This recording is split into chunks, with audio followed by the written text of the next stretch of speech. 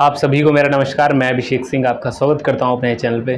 बहुत सारे डाउट आप लोग के ये देख रहा हूं कि भैया कल क्लास जाना है या नहीं, है ना, कल क्लास आपकी होगी या नहीं। और टाइम टेबल वगैरह की वीडियोस मैं सारी अपलोड ही कर दिया हूं, है ना, अपलोड हो रही हैं, बेसिकली बन चुकी हैं। कॉमर्स का मैंने अपलोड कर दिया है।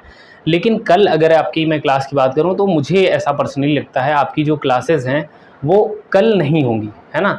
आप मान के चलिए लगभग 99% आपकी कल क्लास नहीं चलेंगी, ठीक है, क्योंकि आपको पता है परसों टीचर्स डे है और फिर उसके बाद आपका सैटरडे पड़ जाएगा और फिर संडे अगेन मंडे से प्रॉपर क्लास चलने वाली है ना। तो जो लोग भी जिनका ये डाउट आ रहा था कि भैया हम घर से भी दूर हैं, मतलब BHU से दूर हैं और घर पे हैं, तो हम क्या आ जाएं क्लास करने, तो ऐसा कोई दिक्कत नहीं है। ओरिएंटेशन प्रोग्राम जो आपका होने वाला होता है, जिसमें कॉमर्स फैकल्टी का अलग होता है, उनके डिपार्टमेंट में ऑडिटोरियम में होता है। आर्ट्स फैकल्टी का स्वतंत्रता भवन में, साइंस का भी स्वतंत्रता भवन में होता है। तो क्या ओरिएंटेशन प्रोग्राम हमारा होने लगेगा? तो अभी ओरिएंटेशन प्रोग्राम आपका नहीं बताया गया है और जैसे ही बताया जाएगा वो मैं आपको इन्फॉर्म कर दूंगा। आपको पता ही सारी जितनी भी इन्फॉर्मेशन और सटीक इन्फॉर्मेशन मैं आपको अभी तक देता आया हूँ, एक भी इन्फॉर्मेशन गलत नहीं है। इसीलिए जो चैनल पे सब्सक्राइबर्स हैं वो बहुत जेन्युइन हैं, मेरे ग्रुप को भी फॉलो कर रहे हैं। टेलीग्राम और व्हाट्सएप ग्रुप ऑलरेडी बना हुआ है। अब देखिए क्लास का मैं आपको बता दूँ, टाइम टेबल में मैंने बता दिया है, टाइमिंग क्या रहने वाली है ना। क्लासेस आप मंडे से एकदम अच्छे से शुरू कर सकते हैं। मंडे से सब लोग आ जाइए और शुरू हो जाएंगी क्लासेस। जो आपका ओरिएंटेशन प्रोग्राम होने वाला है, ठीक है, ओरिएंटेशन प्रोग्राम आपका 3 से 4 दिन आराम से चलता है आर्ट्स फैकल्टी का, और स्वतंत्रता भवन में होता है क्योंकि आर्ट्स फैकल्टी के स्टूडेंट बहुत ज़्यादा होते हैं। आर्ट्स हो गया, सोशल हो गया, कंबाइंड होता है।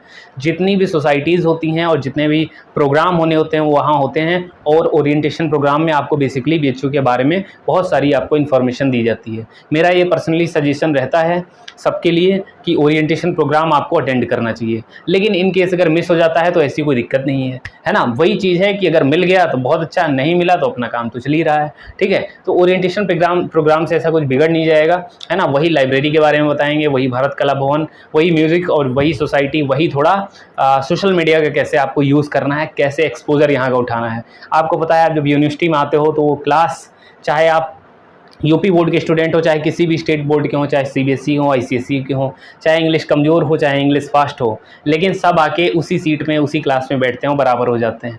फिर वहाँ से जो बेहतर अपने को करता है वो आगे बढ़ता है। इसीलिए कहते हैं कि भैया यूनिवर्सिटी में आए हो, शर्माना छोड़ दो। एक चीज़ ये बहुत इंपॉर्टेंट चीज़ होती है और खुद पे फोकस करो ताकि आप अच्छा कर पाएँ, है ना। अब देखिए क्लास, अब हॉस्टल को एक और डाउट आपका बहुत आ रहा है कि भैया हॉस्टल बता दीजिए कब तक अलॉट होगा। तो हॉस्टल के लिए मैंने सुबह जाके LTC में भी बात की थी कल। आज हमारे सर केमिस्ट्री डिपार्टमेंट के जो टीचर हैं, है ना, नाम ले भी सकता हूँ, ऐसा कोई दिक्कत नहीं है, लेकिन ब्रोचा हॉस्टल में सर आए थे, उनसे मैंने पूछा सर हॉस्टल अलॉटमेंट में कितना टाइम लग सकता है और बच्चों का लगातार डाउट आ रहा है, मैं उनको क्या इन्फॉर्मेशन दूँ।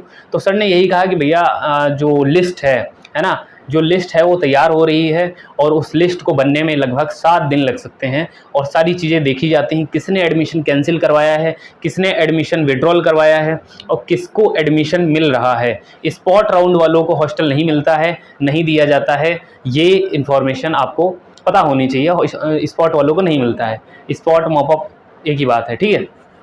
अब जो रेगुलर राउंड के 4 राउंड के स्टूडेंट हैं उनमें से किसी ने कैंसिल करवाया होगा, उसका काउंट नहीं होगा। कितनों ने यस किया है ना, जैसे डोजियर में किन्हीं लोगों ने क्या किया है, टिक नहीं लगाया है। अगर आपने टिक नहीं लगाया तो कोई दिक्कत नहीं है, ये आपका जस्ट फॉर्मेलिटी होता है, लेकिन आपका वहाँ पे यस करना बहुत ज़रूरी था BHU के UG काउंसलिंग का जब फॉर्म फिल किया जा रहा था, ठीक है।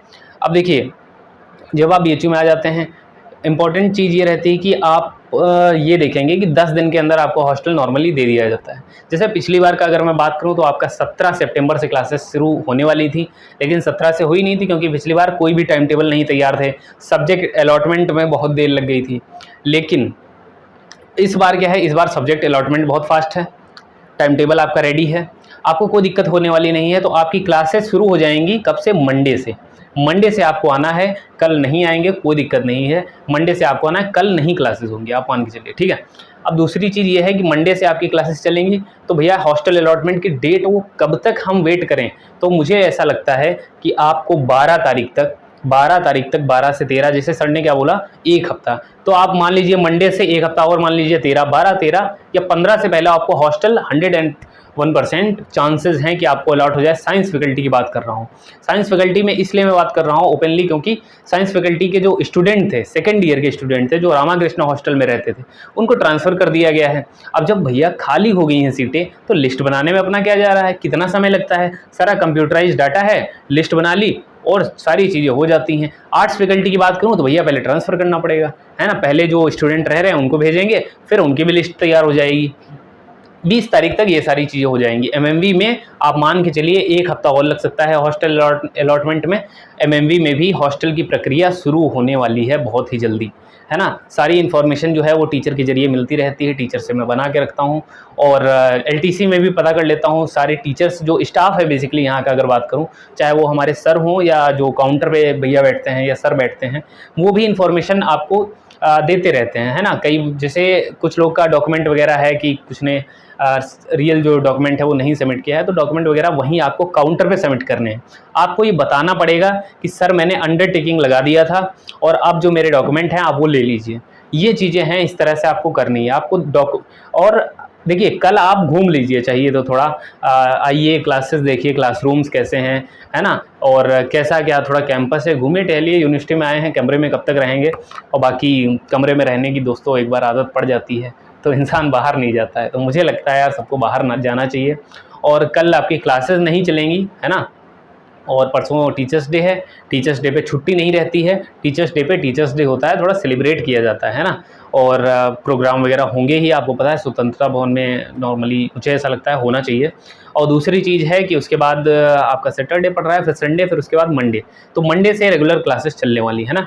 तो thank you guys, all the very best. और बिल्कुल बेफिक्र रहिए, कल क्लासेस नहीं होंगी। जो लोग घर पे हैं बैग वैग पैक करें, अपना सामान लाएँ और यहाँ पर शिफ्ट हो जाएँ, और जिनके नंबर कम हैं वो रूम लेकर अपना कंटिन्यू कर दें। क्लासेस जो है मंडे से आप अपना ज्वाइन कर लीजिए, क्योंकि 75% अटेंडेंस क्राइटेरिया बहुत इंपॉर्टेंट है। चलिए, नमस्कार।